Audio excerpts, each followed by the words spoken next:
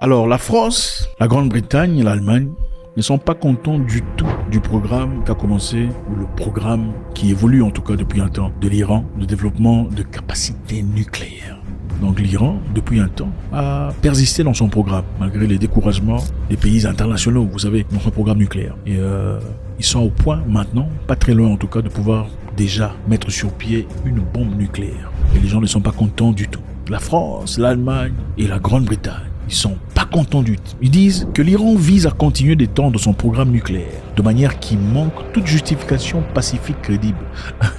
Ça fait rire. L'Iran vise à continuer d'étendre son programme nucléaire d'une manière qui manque de toute justification pacifique crédible. Donc, l'Iran doit justifier de manière pacifique pourquoi il veut étendre son programme nucléaire. Mais est-ce qu'on a posé la même question aux États-Unis d'Amérique? Est-ce qu'on a posé la même question en Angleterre, Grande-Bretagne, qui se plaignent? Est-ce qu'on a posé la même question à la France? Donc, en d'autres termes, les États-Unis, l'Angleterre, la France peuvent avoir des bombes nucléaires ils n'ont pas besoin de justification pacifique, un document qui explique pourquoi ils ont une bombe nucléaire. Mais l'Iran doit expliquer pourquoi ils... Voilà le monde dans lequel on vit. C'est un peu comme un bandit dans le quartier, ok, qui maltraite les gens, qui va frapper chez les gens. Il faut le dire. Écoutez, bon, on voit un peu ça. Et puis, soudain, le voisin va acquérir le moyen de défense et le bandit s'efface. Ou, vous savez comment ça se passe dans les écoles. Quand il y a un monsieur un bully, qui essaie d'intimider tout le monde. Il menace tout le monde. Il veut taper tout le monde. Toi, je vais te casser la gueule. Toi, je vais te tout ça. Toi, tu m'emmènes du pain et du beurre. Sinon, je te casse la gueule. Toi, tu m'emmènes du yaourt demain. Nous, on a vécu ça à l'école. On a grandi différemment de beaucoup de gens ici. Toi, tu m'emmènes du fromage. Sinon, demain, tu n'emmènes pas le fromage et tu as un problème. Tu as ta petite collation là, tu arrives à l'école. Le monsieur te demande où est sa part. Comme s'il a contribué.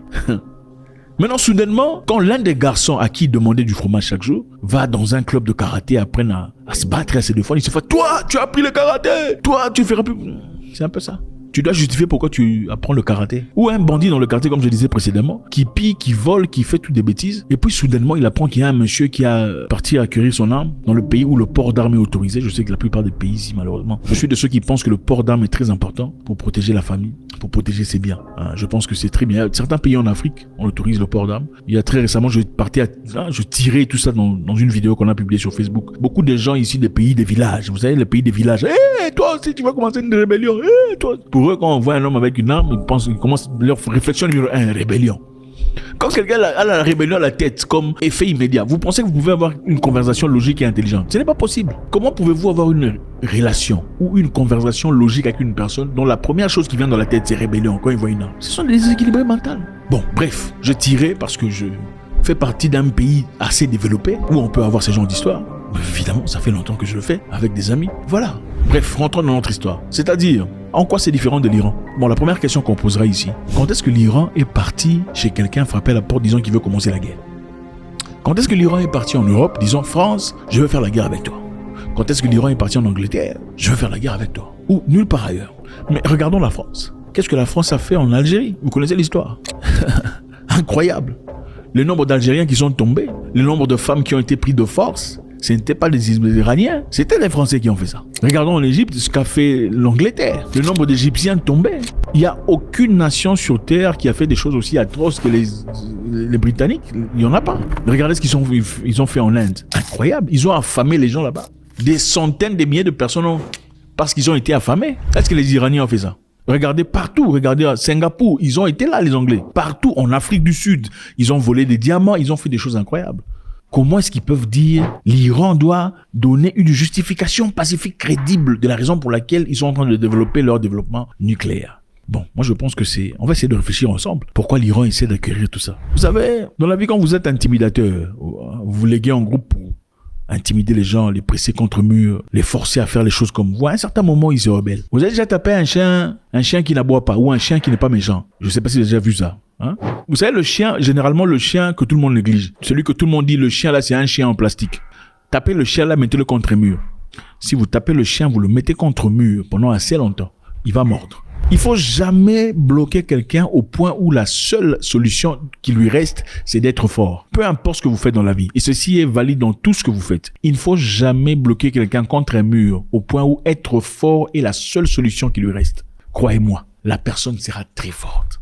Quand cette force dépend de son existence, c'est d'une raison existentielle, la personne sera très forte. Vous avez déjà vu des histoires où le petit cousin a tapé le grand cousin. C'est évidemment irrespectueux de sa part. Mais posez-vous la question, comment est-ce que le petit cousin a tapé le grand cousin? Vous verrez très souvent que le grand cousin en abusait. Des fois, il fallait simplement parler, toi, quitte là, toi, malade, gifle, tout ça. À un moment donné, le petit a dit, attends. Finalement, je pense que tu vas me tuer. L'Iran serait-il en train de se protéger contre les Occidentaux? Puisqu'ils ont remarqué ce qu'ils ont fait à Cuba. Le Cuba a été sanctionné. Aujourd'hui, il n'y a pas d'eau. Il n'y a pas d'eau internationale en bouteille qui va au Cuba. Il n'y a généralement pas à manger venant de nulle part ailleurs. Il n'y a pas d'investissement étranger. Il n'y a pas des médicaments comme on l'aurait voulu. Il n'y a pas de nouvelles technologies. Il y a des anciennes voitures à Cuba. Beaucoup de gens vivent dans des conditions très difficiles. Pourquoi? Parce que Cuba avait refusé d'obtempérer aux idées que eux proposaient. Ils voulaient posséder une terre au Cuba. Et Cuba a refusé de leur autoriser leurs entreprises de prendre possession de leur terre. Voilà pourquoi ils ont été sanctionnés depuis très longtemps. I'm at the international headquarters of the United Nations, where today the UN General Assembly voted overwhelmingly to adopt a resolution condemning the US blockade of Cuba. Récemment, aux Nations Unies, une centaine de pays ont dit finalement qu'il fallait enlever les sanctions contre Cuba. Et vous savez quels pays ont refusé? Ces 2 pays. C'est à vous de commenter ces 2 pays dans les commentaires. 2 pays ont refusé qu'on enlève les sanctions contre le Cuba. 2 pays seulement. 2 pays. Bon, pour eux, Cuba doit continuer à souffrir. Cuba ne doit pas avoir à boire, à manger, les médicaments. Cuba ne peut pas avoir le développement parce qu'eux ont décidé 2 pays. Donc, ils peuvent faire sacrifier toute une population pour leurs intérêts personnels. Vous pensez que dans un monde comme ça, un pays comme l'Iran ne va pas décider de développer une bombe atomique? At this hour, American and coalition forces are in the early stages of military operations to disarm Iraq, to free its people, and to defend the world from grave danger. Pourquoi vous pensez qu'on a attaqué l'Irak, on a attaqué l'Afghanistan, mais on n'a pas attaqué l'Iran? Comment vous pensez qu'au moment-ci où nous vivons ici, on n'est pas en train d'attaquer la Russie? C'est parce qu'ils savent. Écoutez, les criminels généralement n'ont que peur du crime. Les gens violents n'ont seulement peur de la violence. Écoutez, les gens violents ont seulement peur de la violence. Les gens qui kidnappent les gens qui font du mal aux gens, sont des gens qui ont peur quand ils savent que tu as quelque chose. On a peur. Regarde, je vous donne un exemple très simple. D'un pays africain où il y a un port d'armes, par exemple. Je sais qu'en Ouganda, il y a un port d'armes, en Somalie et en Afrique du Sud. Prenons en Afrique du Sud. En Afrique du Sud, par exemple, la grande majorité des Blancs ont des armes pour se protéger, pour protéger leur maison. Parce qu'ils comprennent le danger. La grande majorité des Noirs n'ont pas d'armes. La majorité des voyous, des bandits armés sont des, il faut le dire, de couleur comme ça. C'est ça la vérité. Maintenant, la question que je veux vous poser, d'après vous, qui sont les plus grandes victimes des criminels comme ça? De ceux-là qui ont de la peau comme ça, qui ont des armes. Qui sont les plus grandes victimes de ces personnes? Ce sont les gens comme eux qui n'ont pas d'armes. Vous comprenez? Des criminels comme ça ont des armes. Leurs victimes sont des gens comme ça qui n'ont pas d'armes. Pourquoi? Parce qu'ils attendent la volonté de Dieu, que Dieu les protège. Donc les maisons des Noirs sont plus susceptibles d'être attaquées par des bandits que les maisons des Blancs où il y a des armes. Alors dites-moi, quelle est la solution contre la criminalité? C'est la moralité? Non, ce n'est pas la moralité. Parce que la moralité vient en dernier lieu. C'est la défense. Regardez, généralement dans la vie, les gens, les méchants ou les humains normaux ont peur de 3 choses. Pour ne pas commettre de crimes, pour ne pas violer, pour ne pas voler, pour ne pas faire des choses illégales, on a peur de 3 choses. La première chose, c'est Dieu. Les gens qui sont religieux, qui pensent qu'il y a un créateur, ont peur de faire du mal parce que ça fait du mal à Dieu. Ça va déplaire à Dieu. Alors je ne le ferai pas. Le deuxième niveau, c'est la moralité. Okay? La moralité, c'est le deuxième fil. C'est-à-dire, comme je suis issu d'une bonne moralité, on m'a bien éduqué, je n'irai pas voler ou violer parce que c'est contre ma moralité. La troisième chose, c'est la force, c'est l'État. L'État est fort, l'État est armé. L'État est en capacité de causer du mal. La peine, la douleur. On a peur de l'État. Donc on a peur que si je pars voler, je suis pauvre, je pars ravir l'argent du riche, l'État va m'arrêter, l'État va m'infliger la peine douloureuse que je vais subir.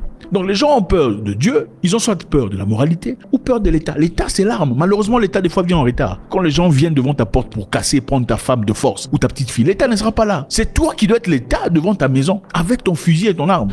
C'est toi qui es l'État avec ta force, ta capacité de défendre ta maison. N'est-ce pas ce que l'Iran est en train de faire? Parce qu'ils ont remarqué, à plusieurs, ils ont été coupés de tout. Coupés de capacité de SWIFT, c'est-à-dire ils peuvent même pas faire des transactions à l'international, coupés de tout. Qu'est-ce qu'il reste? Qu'est-ce qui reste? Ils sont partis en Irak, prétendument parce qu'il y avait des armes de destruction massive. Des armes qui n'ont en réalité jamais montré. Parce que finalement, même le président américain lui-même a fait une blague disant « Nous pensions qu'il y avait des armes là-bas, mais on s'est trompé. » Those weapons of mass destruction gotta be somewhere.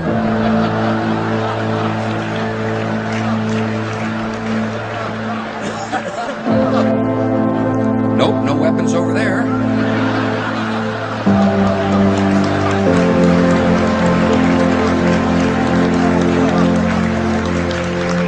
Maybe under here. C'est vrai, il s'est excusé en rigolant, n'est-ce pas? Mais est-ce que les Irakiens ont rigolé? Ils n'ont pas rigolé. Combien de gens ont perdu leur? Comment on a traité le président? Est-ce qu'il méritait mourir comme ça? S'il n'y avait pas d'armes nucléaires, raison pour laquelle ils sont partis. Alors, ne pensez-vous pas que c'est la raison pour laquelle l'Iran veut aussi avoir une arme pour se protéger, pour balancer? Bon, prenons aujourd'hui, la Russie est en guerre. Tout le monde déteste la Russie. Tout le monde cherche des moyens sophistiqués pour ébranler la Russie. La question qui se pose est celle-ci. Si la Russie n'avait pas les armes nucléaires, vous pensez que la Russie serait toujours là? Non, répondez. Maintenant, il est important de se protéger ou pas? Ne voyons-nous tous pas des pays qui font des choses incroyables? Il y a des pays qu'on ne cite même pas. Si vous citez, on vous bloque ici. Qui font des choses incroyables. Sont-ils punis? Ils ne sont pas punis. Donc nous vivons dans un monde de 2 poids, 2 mesures. Chacun pour soi, Dieu pour tous. Il faut protéger ses arrières. Et c'est la raison pour laquelle ceux-là veulent faire ce qu'ils vont faire pour protéger leurs arrières.